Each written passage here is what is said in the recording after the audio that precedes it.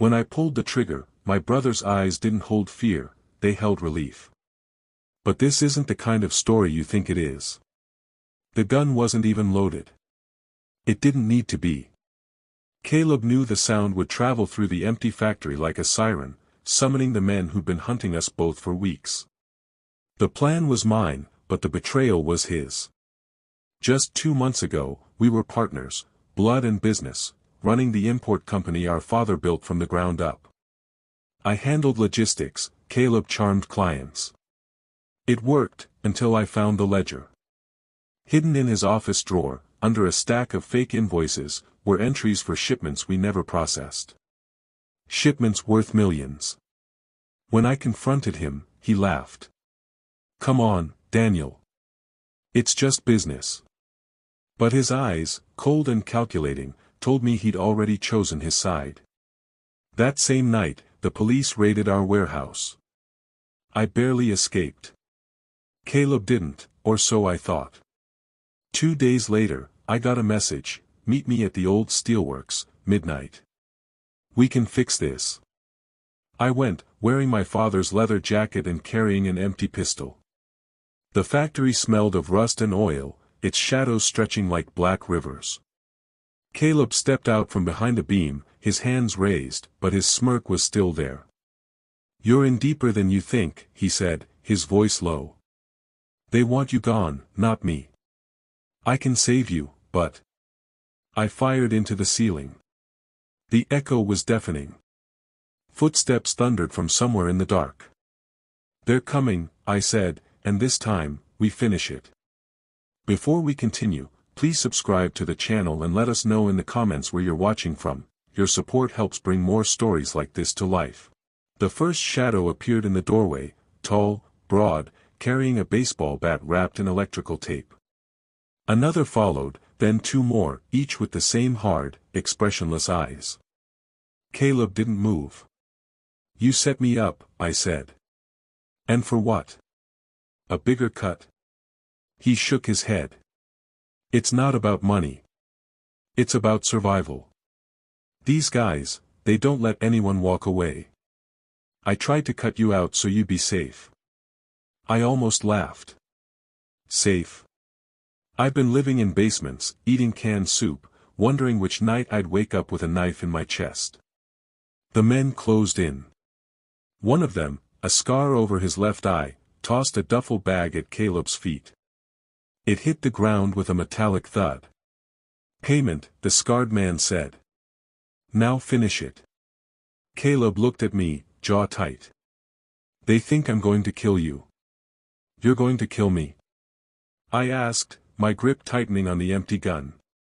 He didn't answer, just knelt to unzip the duffel. Inside were stacks of cash, a black cell phone, and a small metal key. He palmed the key and slipped it into his pocket without the others noticing. "Follow my lead," he whispered. Then, without warning, he swung the bag into the nearest man's face. The room erupted.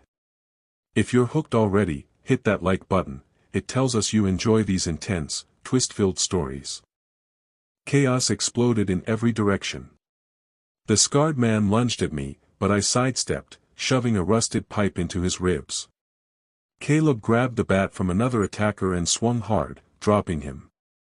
The last man bolted for the door, but Caleb hurled the duffel bag, knocking him off his feet. "Move!" Caleb shouted, grabbing my arm. We tore through the maze of steel beams, our footsteps echoing. Behind us, curses bounced off the metal walls. Somewhere, a gun went off, the sound ricocheting like thunder. We didn't stop until we burst out into the freezing night air. My breath burned in my chest. "You could have told me." I snapped.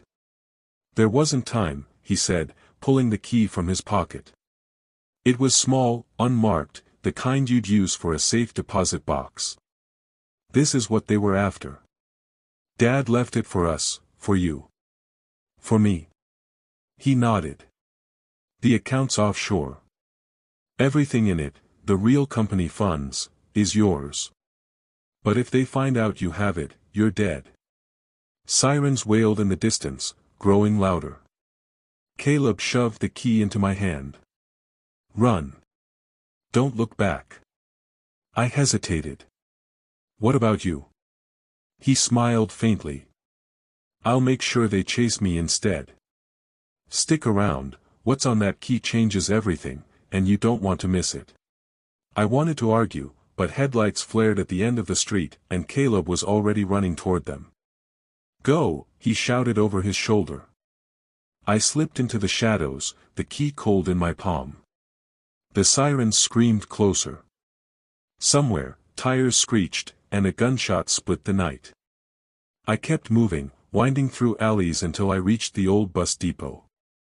An all-night coach to Detroit idled in the bay, steam hissing from its brakes. I boarded, paid cash, and took the last seat by the window. My reflection stared back at me, pale, hollow-eyed, a stranger. The key rested in my pocket, heavier than gold.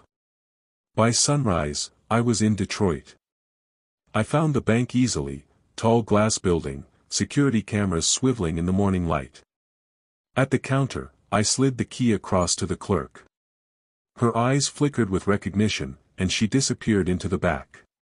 Minutes later, she returned with a small steel box. Inside were 3 passports, a flash drive, and a handwritten letter. The handwriting was my father's. Daniel, if you're reading this, I'm gone. The company was never about money. It was about building something worth protecting. Caleb made mistakes, but he's still your brother. Take what's here, disappear, and don't come back. I closed the box slowly. Outside, the street seemed quieter, but I knew it was just the calm before the next storm. Before we head into the final chapter, drop your guess in the comments. Will Daniel trust Caleb again, or will blood ties finally snap? That night, in a cheap motel room, I plugged the flash drive into my laptop. Files popped up, ledgers, contracts, and dozens of scanned documents tying the men from the factory to half the city's underworld. Enough to bury them all. My phone buzzed. Unknown number. I answered. Daniel, Caleb's voice rasped. They didn't get me. But they will. You need to vanish, now. I have the files, I said. We can take them down together. A long pause. Then, no. If you use them, they'll come after you harder. Destroy them. Not a chance, I said. Dad built this for us. I'm not letting them rot it from the inside. Static crackled. Then watch your back. Anne. I'm sorry. The line went dead. I stared at the laptop screen. Every name, every number was a death sentence waiting to happen. And in the corner of one scanned photo, I saw Caleb, shaking hands with the scarred man. The betrayal was deeper than I thought. I closed the laptop. Tomorrow, I'd meet with a journalist I trusted. Tonight, I'd sleep with the key under my pillow and a chair wedged against the door. Because now, I wasn't just protecting my father's legacy. I was going to war. If you enjoyed this story, tap the like button, subscribe for more, and check out the next gripping tale waiting in the playlist.